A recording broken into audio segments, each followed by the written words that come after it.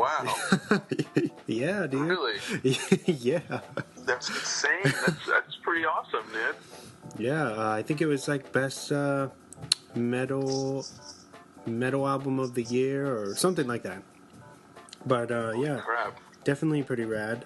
One of his first records, Rhyme Pays, was one of the very first gangster rap records to include the parental advisory sticker. Oh, snap. Which is, that's pretty crazy too, revolutionary. Yeah. And the story of New Jack City, or at least the, what was the group's name? The CMB? CMB, yeah.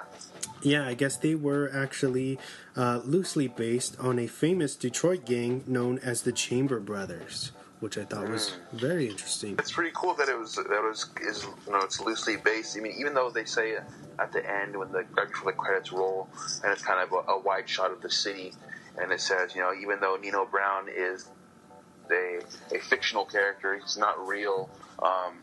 There are people like him in cities all over the world or all over this country. Yes. And the epidemic of drugs is hitting everybody.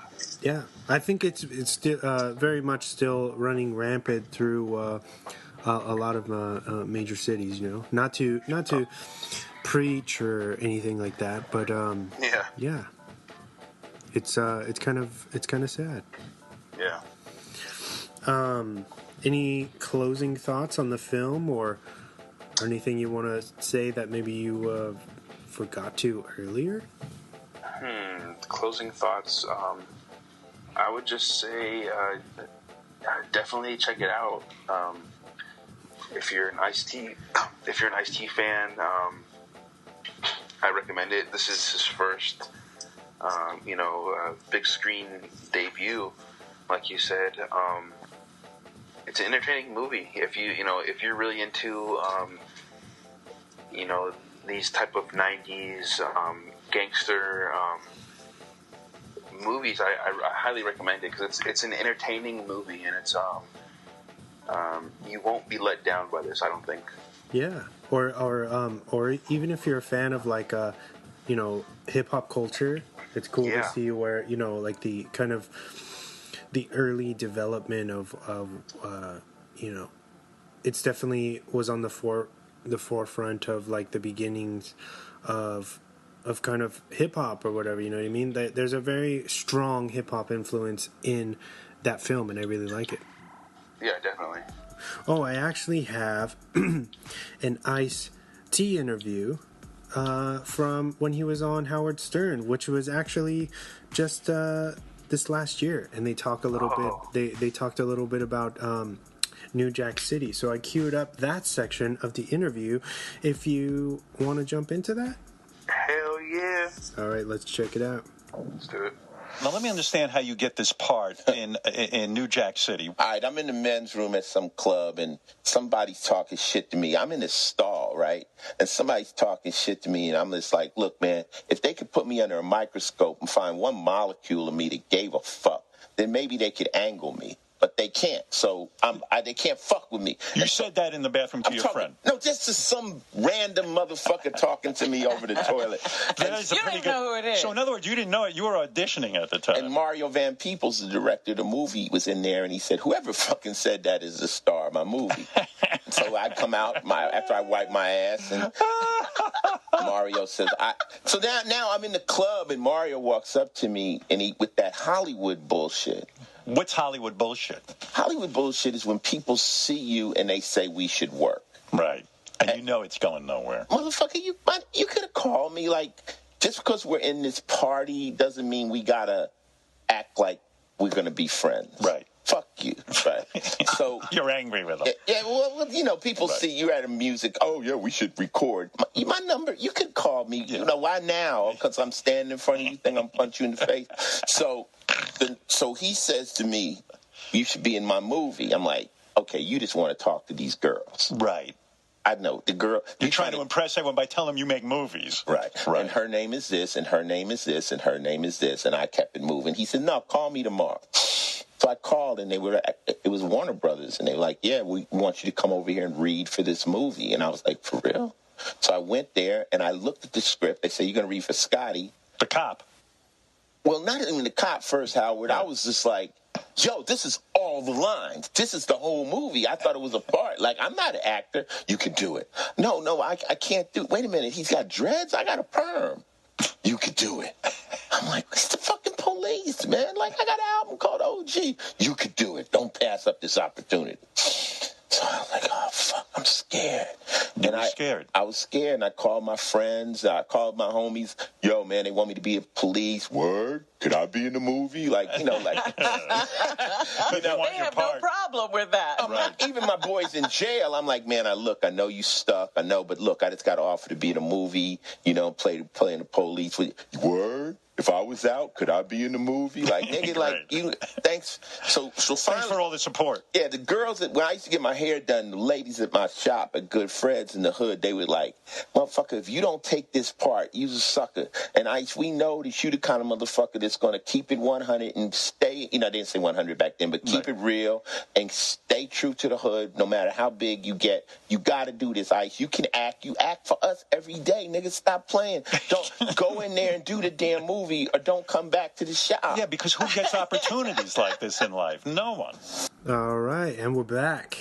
Nice. Yeah, I really liked that interview, man. I thought it was a really good one.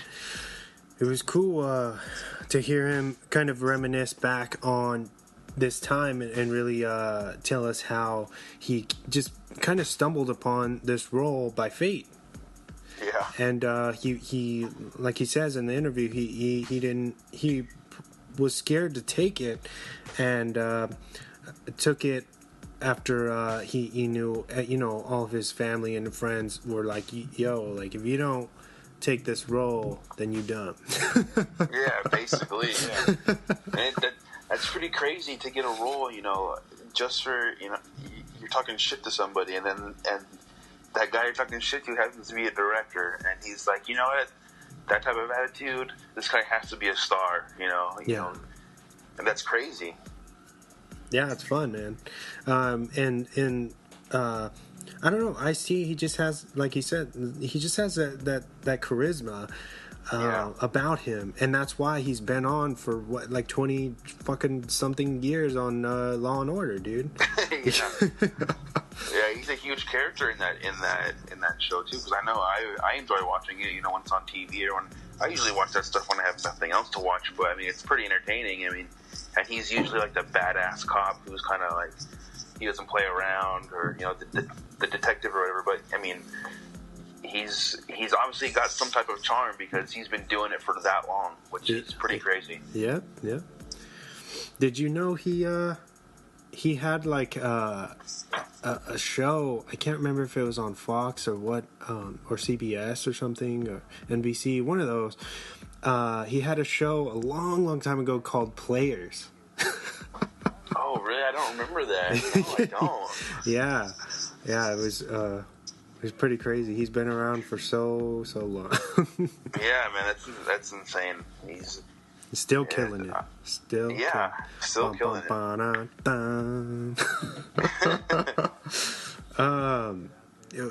What are we talking about now, man? We're gonna close out the show? Yeah. Don't forget, if you enjoy listening to us, and you think some people would enjoy listening to us also, that give us a share, or send them a link to our podcast, where somewhere that they can listen to, because we want to get the word out, to check us out. Yeah, give us a chance at least. That'd be cool. Yeah.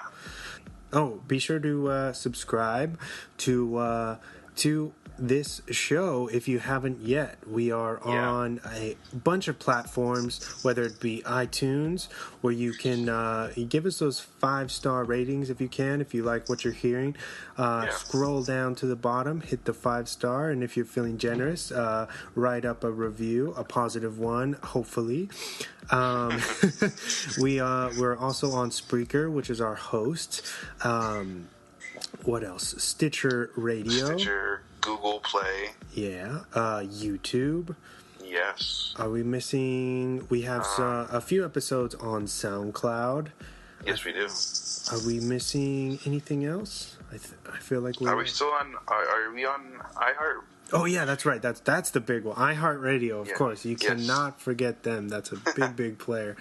iHeartRadio. Check us out. It's Drop the Mic with a period. And, let us know what you think. We have, including this episode, we will have 45 downloadable episodes for you.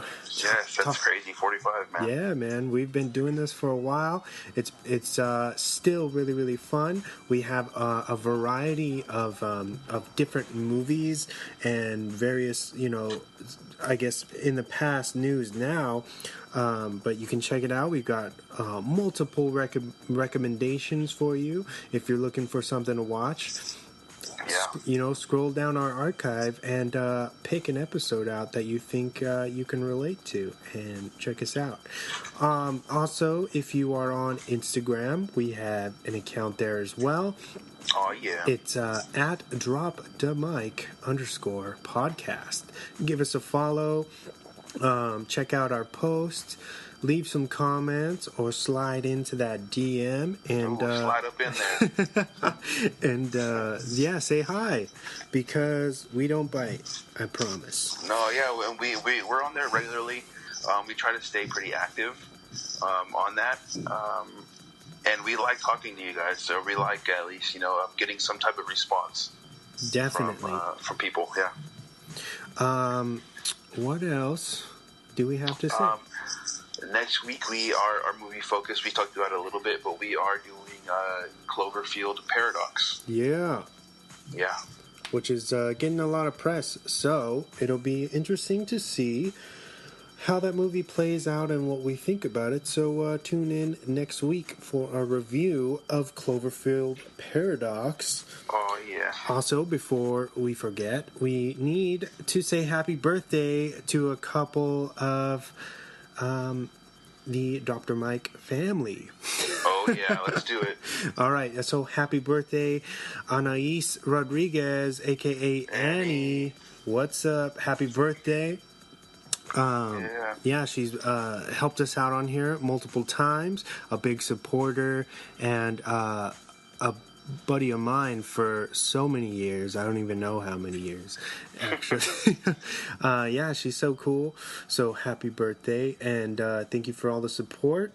And then next up, we have a newer friend, CJ Stevenson. He helped us out on, I think it was the Town episode, which was a couple weeks back. That was so fun. We hope to have him back on for Paradox coming up, and that'd be awesome. He just celebrated his birthday, so happy B-Day, CJ. Thank you, man. Happy birthday, man.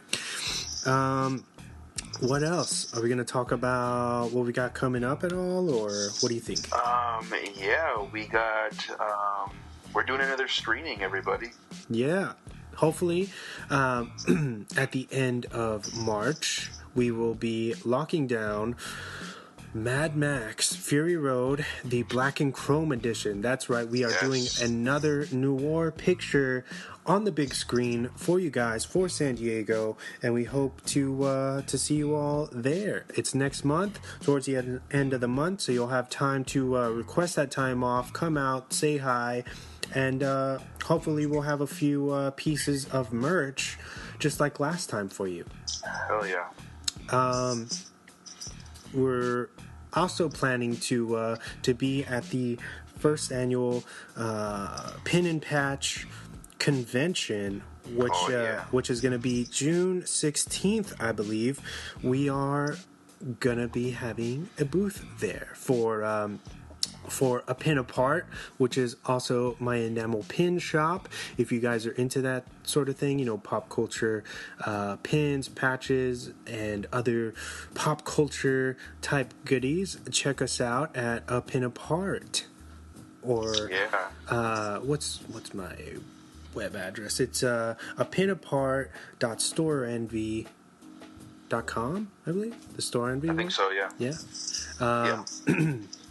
Yeah, we got a lot of cool stuff. Check us out and come down and say hi in June, which will be fun if you're in the San Diego area. And yeah, check us out. Yeah.